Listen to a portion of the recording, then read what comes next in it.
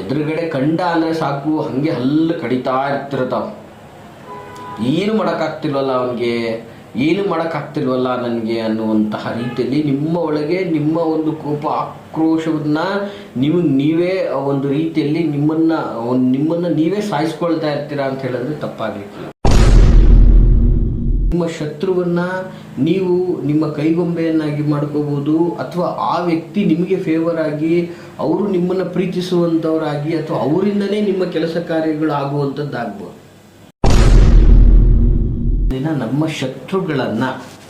ನಮ್ಮ ಶತ್ರುಗಳನ್ನು ಮಿತ್ರರನ್ನಾಗಿ ಪರಿವರ್ತಿಸುವಂಥದ್ದು, ಮತ್ತು ನಮ್ಮ ಶತ್ರುಗಳಿಂದನೇ ನಮ್ಮ ಕೆಲಸವನ್ನು ಸಾಧಿಸಿಕೊಳ್ಳುವಂಥದ್ದು, ನಮ್ಮ ಶತ್ರುಗಳೇ ನಮಗೆ ಅಭಿವೃದ್ಧಿಯ ದಾರಿಯನ್ನು ತೋರಿಸುವಂತಹ ಒಂದು ಅದ್ಭುತವಾದಂತಹ ತಂತ್ರ ಆಗಿರುತ್ತದೆ. ನಮಸ್ತೆ ವೀಕ್ಷಕರೇ, ನಾನು ನಿಮ್ಮ ಮೈಸೂರಿನ ಶ್ರೀನಿವಾಸನ್. ವೀಕ್ಷಕರೇ, ಇವತ್ತಿನ ದಿನ ಸಾಮಾನ್ಯವಾಗಿ ನಾವು ಪ್ರತಿ ಹಳ್ಳಿ, ಗ್ರಾಮ ಅಥವಾ ಸಿಟಿ ಏರಿಯಾ, ಈ ಕಾಲೋನಿಗಳಲ್ಲೆಲ್ಲ ಕೆಲವೊಂದು ಕಡೆ ಈ ಒಂದು ಅಶ್ವತ್ಥ ವೃಕ್ಷದ ಮರವನ್ನು ನಾವು ಸಾಮಾನ್ಯವಾಗಿ ನೋಡ್ತಾ ಇರ್ತೀವಿ. ವೀಕ್ಷಕರೇ, ಈ ಒಂದು ಗಿಡ ಪ್ರತಿಯೊಂದು ಕಡೆ ಮತ್ತು ಕೆಲವು ಪ್ರದೇಶಗಳಲ್ಲಿ ಪಾರ್ಕು ಅಥವಾ ಪ್ರೇಕ್ಷಣಿಕ ಸ್ಥಳ ಅಥವಾ ವಿಲಾಸವನ್ನು ಪಡೆಯುವಂಥ ಸ್ಥಳ, ಈ ಥರ ಜಾಗದಲ್ಲೆಲ್ಲ ಆಲ್ಮೋಸ್ಟ್ ಇದು ಇದ್ದೇ ಇರ್ತದೆ. ನೋಡಿ, ಬಹಳ ಅದ್ಭುತವಾದಂತಹ ಒಂದು ಪರಿಹಾರ ತಂತ್ರ ಇದರಿಂದ ನಾವು ಮಾಡ್ಬೋದು.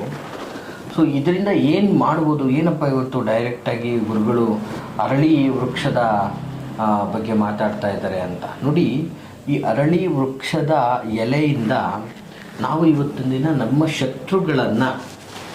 ಶತ್ರುಗಳನ್ನು ಮಿತ್ರರನ್ನಾಗಿ ಪರಿವರ್ತಿಸುವಂಥದ್ದು, ಮತ್ತು ನಮ್ಮ ಶತ್ರುಗಳಿಂದನೇ ನಮ್ಮ ಕೆಲಸವನ್ನು ಸಾಧಿಸಿಕೊಳ್ಳುವಂಥದ್ದು, ನಮ್ಮ ಶತ್ರುಗಳೇ ನಮಗೆ ಅಭಿವೃದ್ಧಿಯ ದಾರಿಯನ್ನು ತೋರಿಸುವಂತಹ ಒಂದು ಅದ್ಭುತವಾದಂತಹ ತಂತ್ರ ಆಗಿರುತ್ತದೆ ಇದು.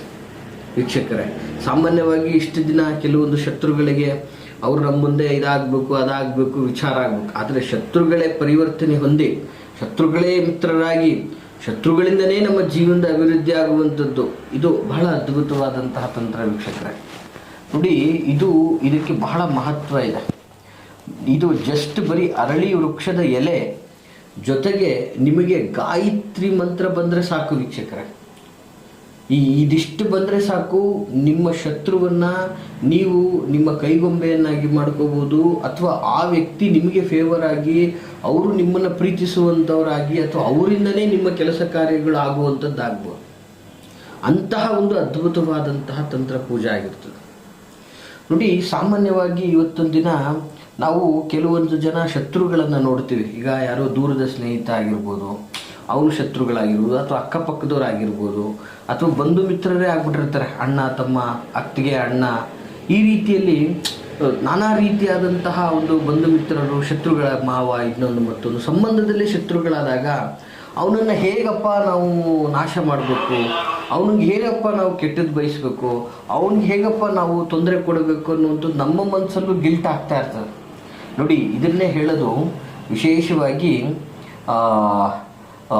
ಅರ್ಜುನ ಕರ್ಣನ್ನ ಅಥವಾ ಆ ಒಂದು ಕರ್ಣ ಕವಚಗಳನ್ನು ಕಳ್ಕೊಂಡು ಕರ್ಣನ್ನ ಸಾಯಿಸಬೇಕಾದ್ರೆ ಅವನ ಮನಸ್ಸಲ್ಲಿ ಅನಿಸುತ್ತಾಗ, ನಾನು ನನ್ನ ಸೊತ್ತ ಒಡಹುಟ್ಟನ್ನು ನಾನು ಸಾಯಿಸ್ಬೇಕಲ್ಲಪ್ಪ ಅಂತ ಅವನು ಒಂದು ಕ್ಷಣ ಅವನು ಮೈ ಮರಿತಾನೆ. ನೋಡಿ, ಎದುರುಗಡೆ ಶತ್ರುನೇ ಆಗಿರ್ಬೋದು, ಬಟ್ ಸಂಬಂಧ ಇದೆ ಅವನಿಗೂ.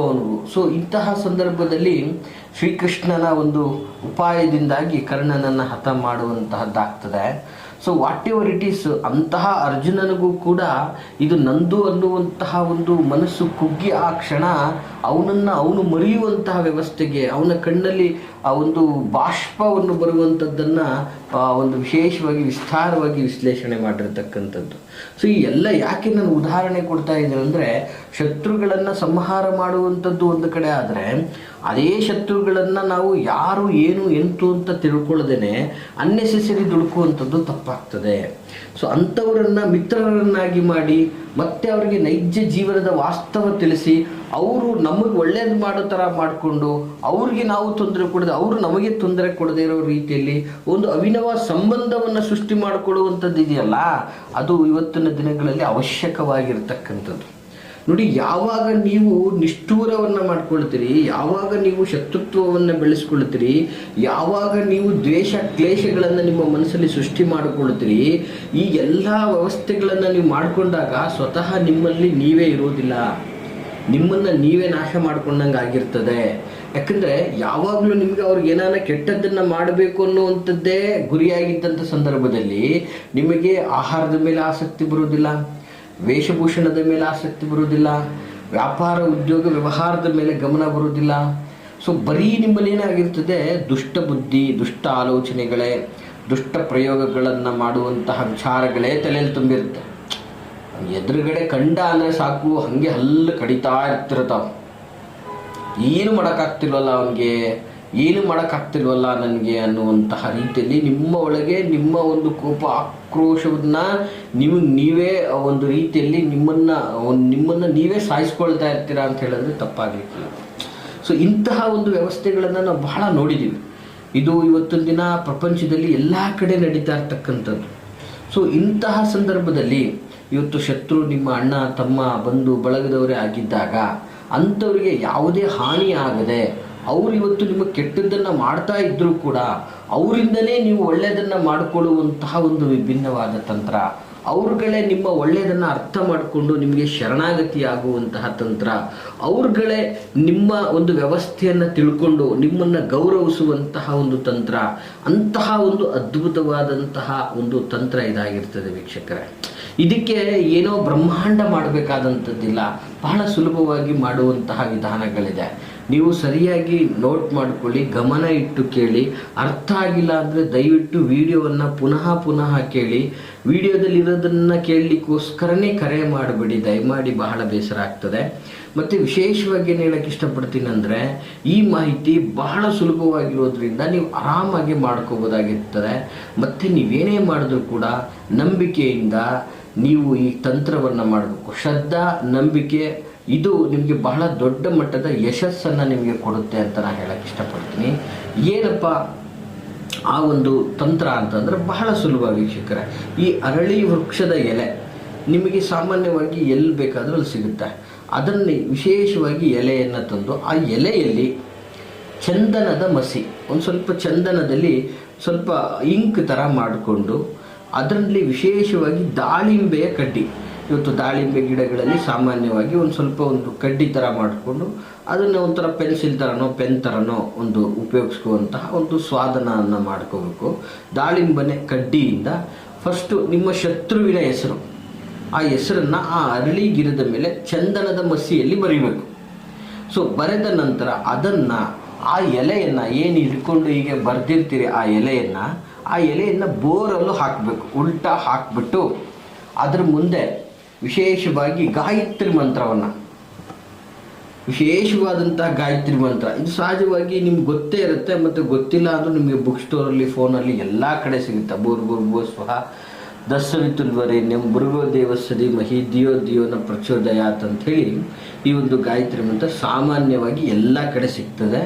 ನೀವು ತಾಳ್ಮೆಯಿಂದ ಫೋನಲ್ಲಾಗ್ಬೋದು ಅಥವಾ ನೀವು ಬುಕ್ ಸ್ಟೋರ್ಲಾದ್ರೂ ತೆಗೆದುಕೊಂಡು ಇದನ್ನು ಭಕ್ತಿಯಿಂದ ಉಚ್ಚಾರ ಮಾಡ್ತಾ ಅದರ ಮೇಲೆ ಒಂದು ಚಮಚ ಕೆಲವೊಂದು ಶುದ್ಧವಾದ ನೀರನ್ನು ಇಟ್ಕೊಂಡು ಒಂದು ತಂಬಿಗೆಯಲ್ಲಿ ಒಂದು ಚಮಚದಿಂದ ಮಂತ್ರವನ್ನು ಹೇಳಿ ಆ ಎಲೆಯ ಮೇಲೆ ಆ ನೀರನ್ನು ಸಿಂಪಡಿಸ್ತಾ ಇರಬೇಕು, ಹಾಕ್ತಾ ಬರಬೇಕು.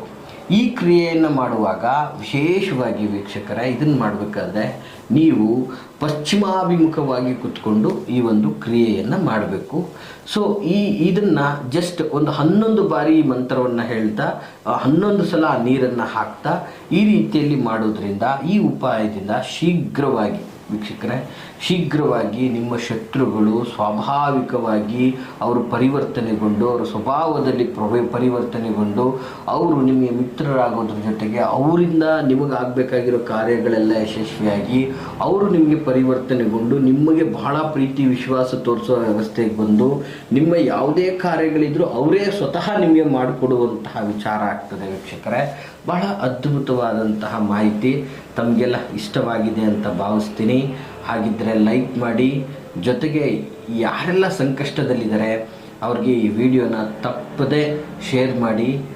ಮತ್ತು ನಿಮ್ಮ ಯಾವುದೇ ಥರದ ವೈಯಕ್ತಿಕ ಪ್ರಶ್ನೆಗಳನ್ನು ನಮ್ಮೊಟ್ಟಿಗೆ ಹಂಚ್ಕೋಬೇಕು, ಮಾತಾಡಬೇಕು ಅನ್ನೋದಾದರೆ ವಿಡಿಯೋದಲ್ಲಿ ಕಾಣ್ತಾ ಇರುವಂತಹ ಸಂಖ್ಯೆಗೆ ಕರೆ ಮಾಡಿ ಅಂತ ಹೇಳ್ತಾ, ನಾವಿರುವಂತಹ ವಿಳಾಸ ಮೈಸೂರಿನ ವಿಜಯನಗರ 2ನೇ ಹಂತ KD ಸರ್ಕಲಲ್ಲಿ ನಮ್ಮ ಕಚೇರಿ ಇರ್ತಕ್ಕಂಥದ್ದು. ನಮ್ಮನ್ನು ನೇರವಾಗಿಯೂ ಸಹ ತಾವು ಬಂದು ಭೇಟಿಯಾಗ್ಬೋದು ಅಂತ ಹೇಳ್ತಾ, ಎಲ್ರಿಗೂ ಶುಭವಾಗಲಿ. ನಮಸ್ಕಾರ.